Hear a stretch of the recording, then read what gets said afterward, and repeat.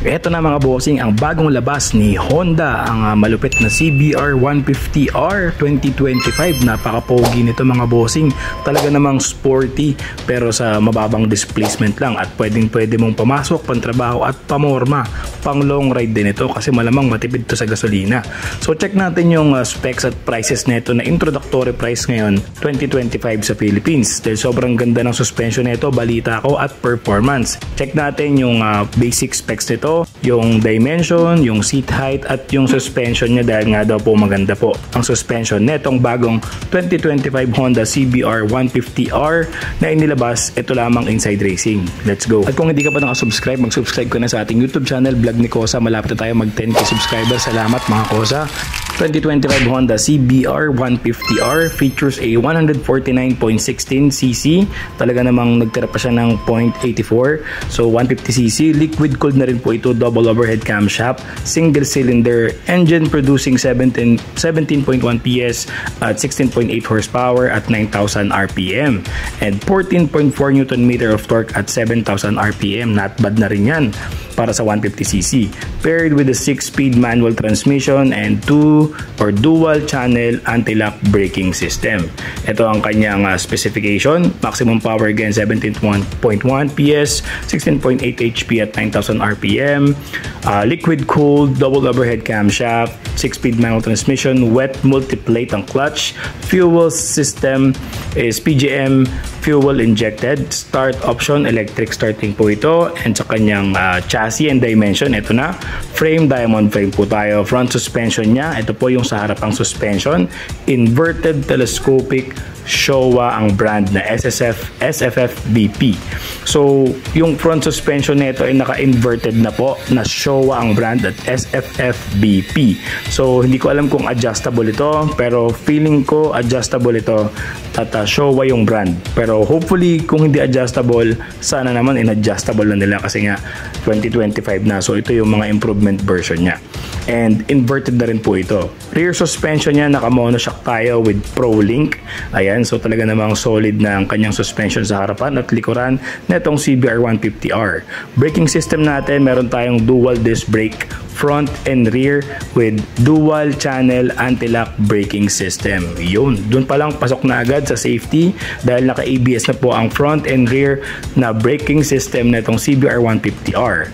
Ngayon sa length naman natin, haba 1,983mm, so width naman or sa lapad 694mm at sa kanyang height 1,077mm. So nasa 5'6" above ito, pero syempre yung mas maliit na height is kailangan ng mas mataas na sapatos or yung takong or yung sa boots. Then sa wheelbase natin 1,309mm, seat height natin 787mm, maximum ground clearance 166mm at ang kanyang curb weight ay 135 kg. Magaan po siya, parang scooter lang ang timbang, di ba?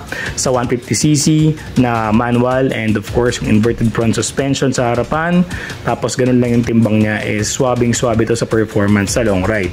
Dry weight niya 126 kg. So syempre ang susundan natin yung curb weight dahil ito na yung may mga liquid, so may oil and gas, so 135 kg. At ang fuel tank capacity dito, panalo ka na kagad, 12 liters fuel tank capacity, ready sa mahaba ang ride. At syempre lubak or diretsong kalsada, wala tayong problema dito.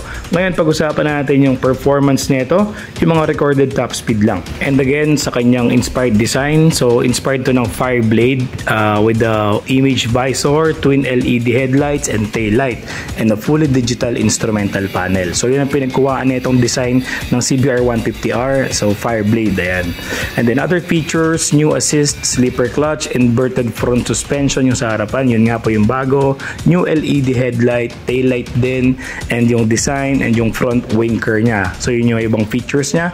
So para sa akin pinakapanalo yung suspension sa harapan at likuran. So talaga namang pasok na pasok yun. Ngayon 2025 na bagong upgrades nila. For the performance naman, 0 to 201 miles or 200 meters, sorry, is 11.3 seconds at 97.9 kilometers per hour.